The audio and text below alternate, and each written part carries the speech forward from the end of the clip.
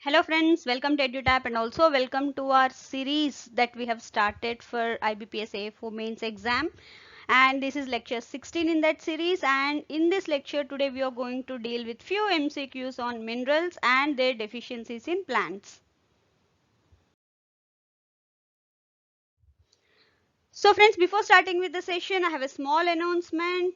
We at EduTap, we are offering a festival bonanza wherein we are offering a flat 40% off on all courses, and the code is festive 40 as you can see here, and this is valid till 22nd November now.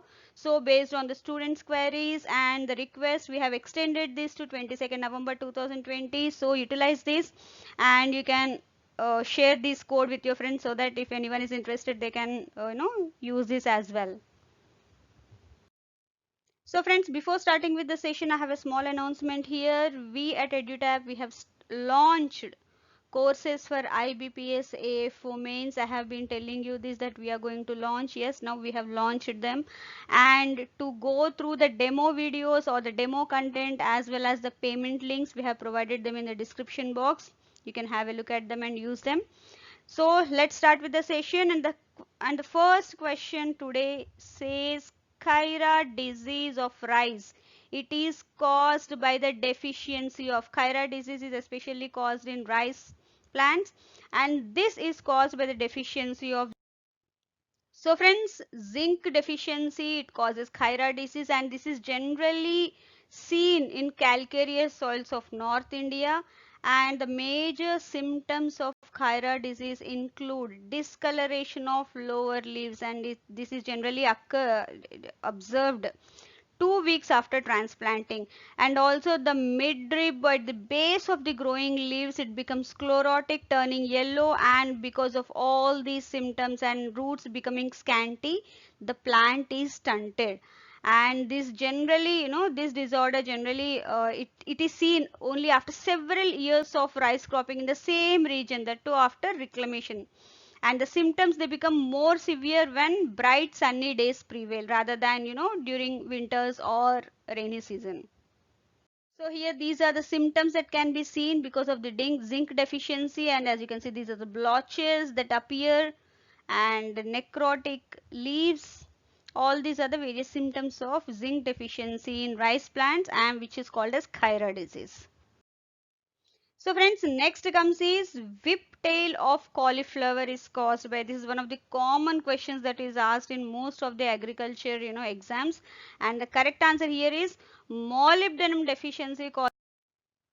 So friends, the symptoms include here is generally in young plants the deficiency symptom shown as chlorosis of leaf margins especially, and then the whole leaf slowly turns into white color, and the leaf blades that do not develop properly, because of which it is seen as a whiptail, very thin leaf blade.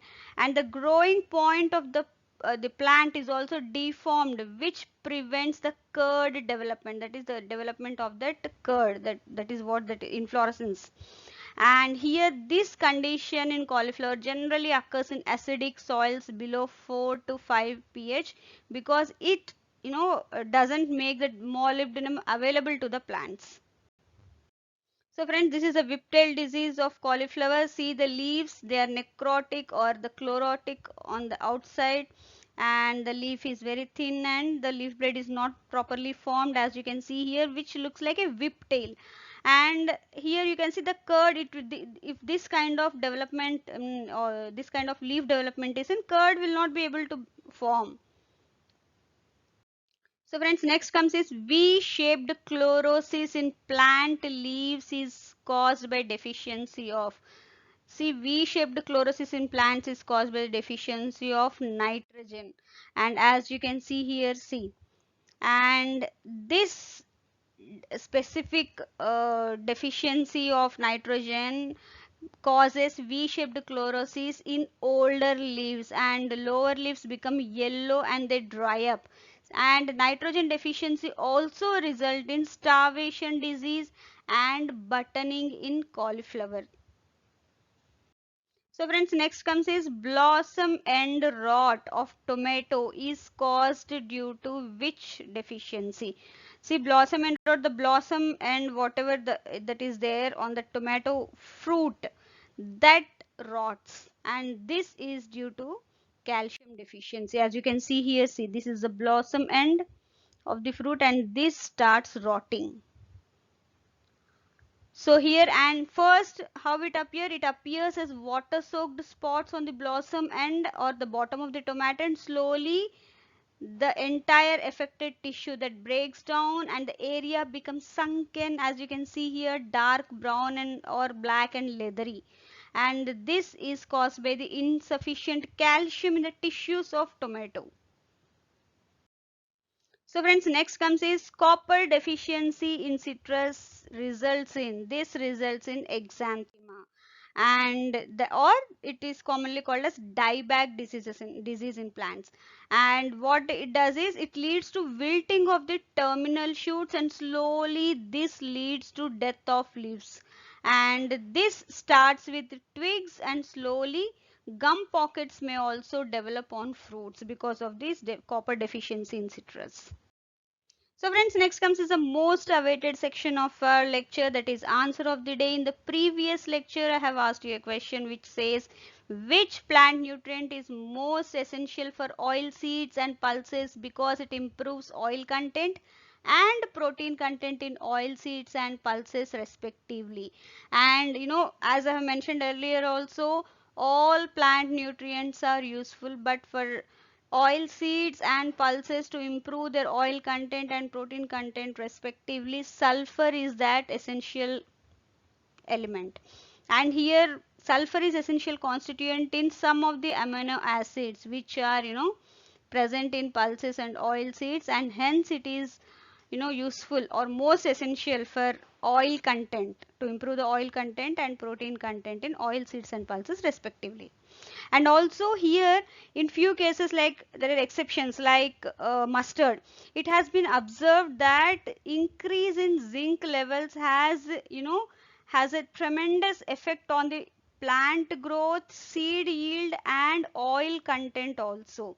So there are few exceptions, that few elements are very much essential for growth of few plants or seeds or parts based on the constituents that are present in that particular fruit or seed. So friends, question of the day.